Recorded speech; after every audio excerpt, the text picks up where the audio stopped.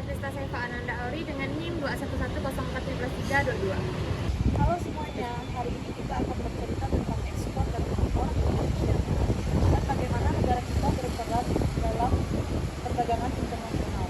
Kita semua tahu bahwa perdagangan negara kita, jadi mari kita mulai cerita ini dengan membahas tentang ekspor dan impor. Indonesia dikenal sebagai salah satu produsen kopi terbaik di dunia. Kopi kita seperti kopi Gayo dari Aceh dan kopi Toraja dari Sulawesi sudah terkenal hingga ke Amerika dan Eropa. Untuk mengekspor kopi, para petani bekerja keras memanen biji kopi berkualitas tinggi. Kemudian kopi dikemas dan perusahaan ekspor harus memastikan dokumen seperti faktur berkomersial dan sertifikat kualitas siap sebelum dikirim ke pelabuhan. Dan dari sana kopi kita berlayar ke negara lain dan dikenal sebagai kopi yang lezat.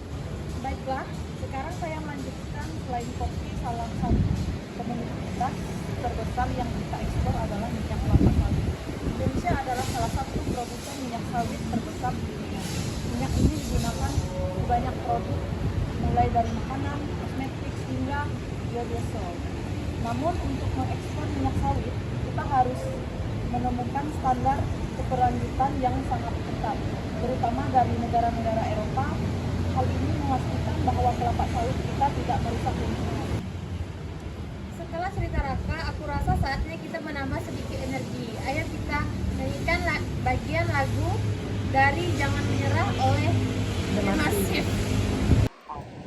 1, 2, 3. Tak ada manusia yang terlahir sempurna. Jangan kau sesali segala yang telah terjadi. Kita pasti pernah dapatkan cobaan yang berat. Seakan hidup ini tak ada artinya lagi. Syukuri apa yang ada. Hidup adalah anugerah. Tetap jalani hidup ini, melakukan yang terbaik. Tak ada manusia yang terlahir sempurna. Jangan kau sesali segala yang telah terjadi. Syukuri apa yang ada. Hidup adalah anugerah. Tetap jalani hidup ini, melakukan yang terbaik. Tuhan pastikan menunjukkan kebesaran dan kuasa-Nya bagi hamba-Nya yang sabar dan tak kenal putus asa. Sekarang kita bahas impor yuk. Salah satu barang yang kita impor adalah gandum. Seperti yang kita tahu, Indonesia tidak punya iklim yang cocok untuk menanam gandum. Jadi kita mengimpor gandum dari negara-negara seperti Australia dan Kanada. Gandum ini kemudian diolah menjadi tepung dan menjadi bahan utama untuk roti, kue, dan mie instan yang kita konsumsi setiap hari. Oke, setelah cerita Mira, aku akan lanjut. Barang lain yang sering diimpor adalah alat elektronik seperti laptop dan telepon genggam. Barang-barang ini kebanyakan berasal dari Jepang, Cina, atau Amerika. Impor alat elektronik ini penting untuk membantu kita mengikuti perkembangan teknologi yang cepat.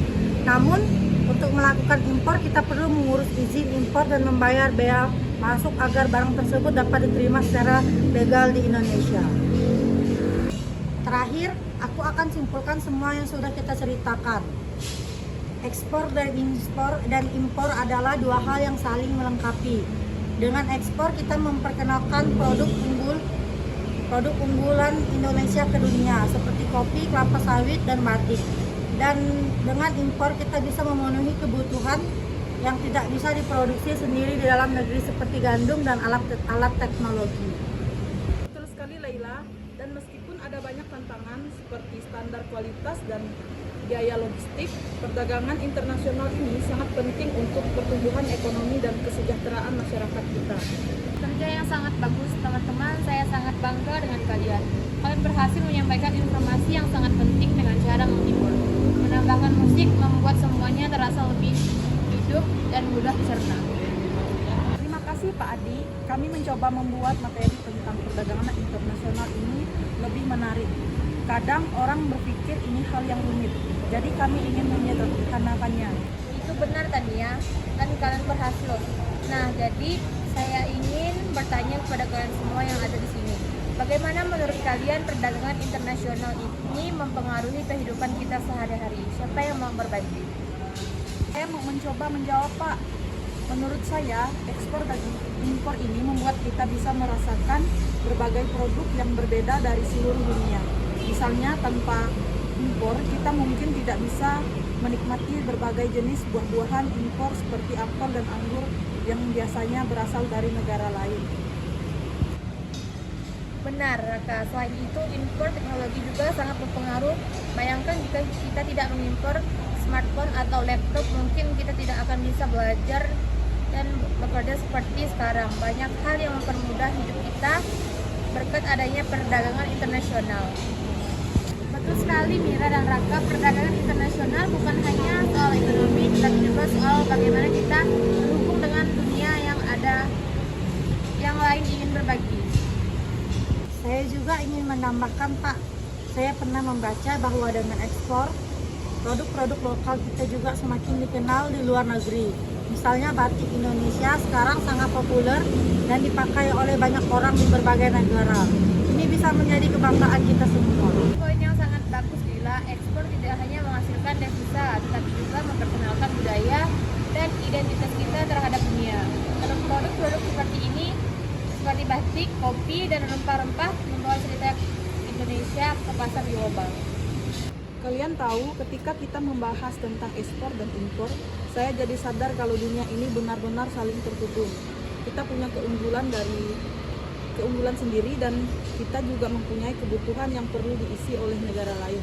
Setiap negara punya perannya masing-masing. Itulah kenapa menurut saya saling memahami dan bekerja sama itu penting. Kita bisa memproduksi sesuatu yang spesial dan negara lain juga punya keahlian mereka sendiri. Itulah keindahan dari perdagangan internasional. Sekali Fajar, kerjasama adalah kunci utama. Kalian semua sudah memahami bahwa kita tidak bisa berdiri sendiri. Dalam perdagangan internasional, kita bukan hanya sekedar mencari keuntungan, tapi juga membangun hubungan yang saling menguntungkan. Bagaimana kalau kita menutup sesi hari ini dengan sesuatu yang lebih menyenangkan lagi? Saya sangat bangga dengan kalian semua. Kalian telah memahami dunia ini adalah tempat yang sangat luas, namun saling terhubung. Perdagangan internasional bukan sekadar angka atau data, tetapi tentang bagaimana kita saling membantu untuk tumbuh dan berkembang. Kalian adalah masa depan Indonesia yang akan membawa negara ini ke arah yang lebih baik. Terima kasih Pak Adi, terima kasih juga teman-teman. Ini adalah pengalaman yang luar biasa untuk kita semua. Mari kita terus belajar, bertumbuh, dan seperti kata lagu tadi, menjadi champion untuk masa depan kita. Hari ini kami semua berkumpul lagi. Sudah selesai ujian mid semester kali ini. Soal demi soal kami hadapi, penuh harapan. Mata kuliah manajemen pemasaran internasional di tangan. Oh Pak Adi Mursali, dosen yang kami kagumi. Kami sudah berusaha keras, belajar tiap malam dan pagi. Kami mencatat, menghafal, dan coba mengerti. Semua demi nilai terbaik, demi prestasi yang kami cari. Oh Pak Adi Mursali, dengarlah kami berharap hasil yang baik nanti. Nilai terbaik dalam ujian kali ini, terjangkau.